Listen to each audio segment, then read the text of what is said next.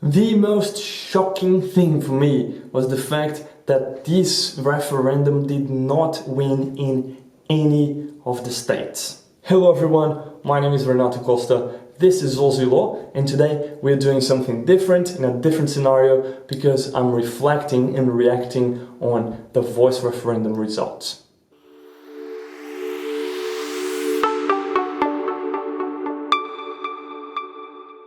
So the referendum results are in, and I'm here with the ABC News website open to see the full results and what happened in this referendum. The thing that immediately shocks me is the fact that the No campaign managed to win, the No vote managed to win with over 60% of the people nationally. This is massive. The polls weren't showing that the No vote would have that much vote.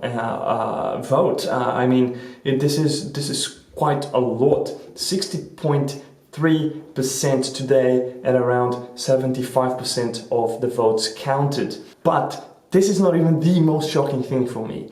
The most shocking thing is the fact that there was no win in any of the states. Look at this. New South Wales did not vote yes. Victoria did not vote yes. There was almost 54.5% no vote in Victoria. That's quite a lot. And even Tasmania, who could eventually end up voting yes, did not vote yes. And look, here are the stats about Queensland and Western Australia were expected, and Queensland voting 68.5% for no. So in no state the yes vote won. And that means that this referendum failed on both bases according to section 128. As we explain the process in the link there's a pin on our screen, we need a double majority for a formal constitutional amendment to happen. And it didn't happen here. We did not reach a national majority, and by that I mean 50% plus one of all the electors in all of Australia. And there was no majority in the states because it was necessary for changing the constitution to have a yes vote winning in at least 4 of the 6 states. There was no state voting yes. Well, we did have the ACT voting yes. As of today, we have around 81.5% of the votes already counted in the ACT, and the ACT was the only place where the yes vote won. Now, the ACT and the Northern Territory, as you know, only count towards the national majority. They don't count for the states' majorities because they are territories, not states. We have a video about the difference as well. An interesting thing for me is the fact that the Northern Territory voted no. And actually, according to Sky News here, the largest Indigenous populations, the districts with the largest Indigenous populations,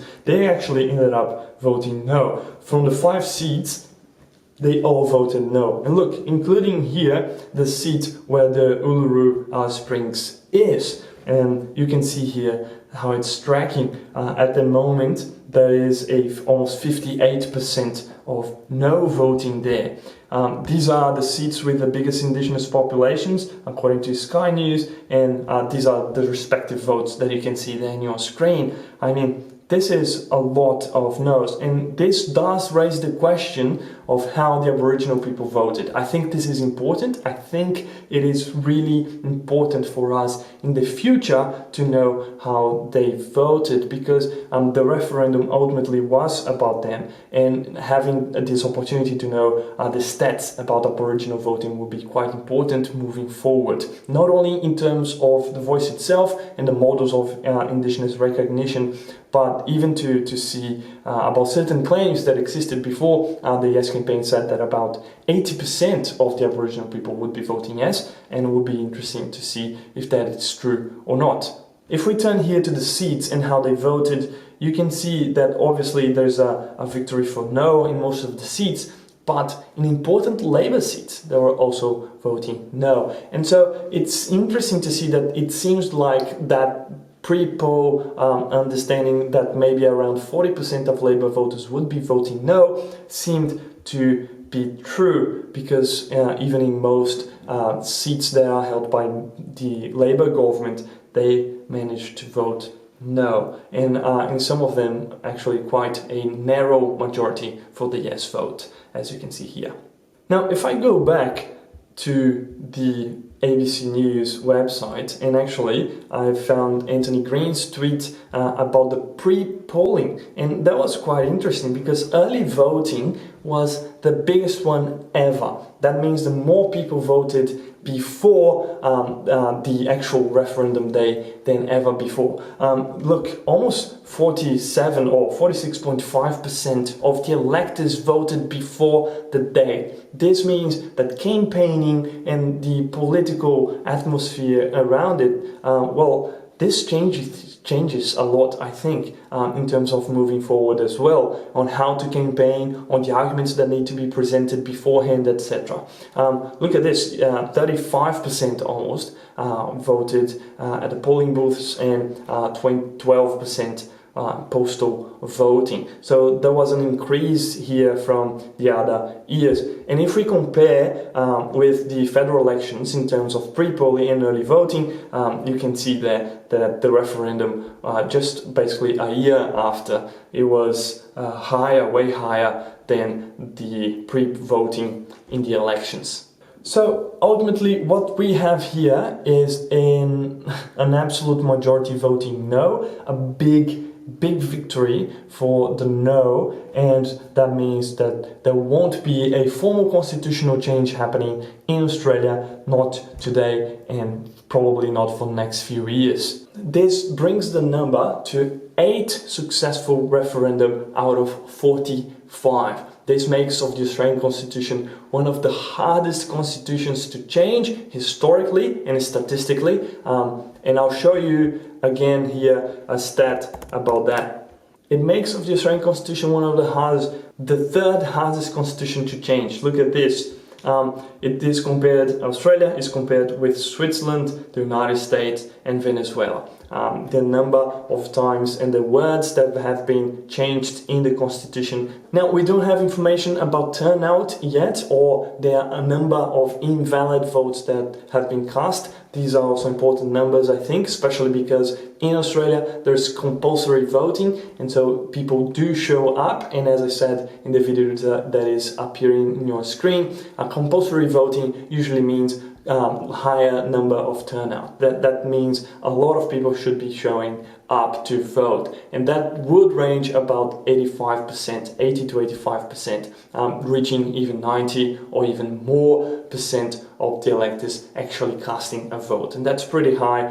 So the results in countries like that generally show what the population actually thinks about the referendum, and in this case, again, a national majority of 60% is quite a number, and the fact that absolutely in no state there was a victory from the yes also shows that for one reason or another, the people of Australia did not want to entrench a voice in the Constitution. Of course, now there's the question of whether the states will legislate about it and if they can do it, and also whether this Commonwealth Parliament will create a statutory voice that is not entrenched in the Constitution but that will exist according to legislation.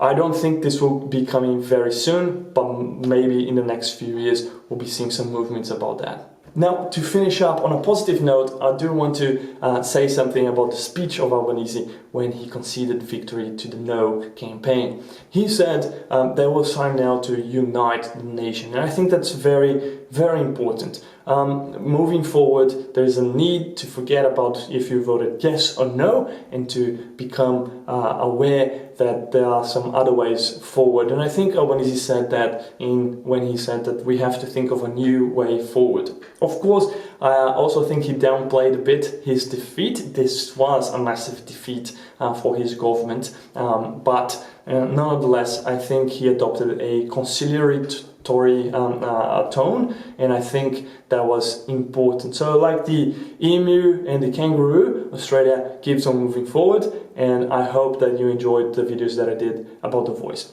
We'll be around here with more and more videos about the Australian Constitution, so make sure you like this video and you click the bell icon because you'll be notified when I upload my next video. I'll see you there. Ciao.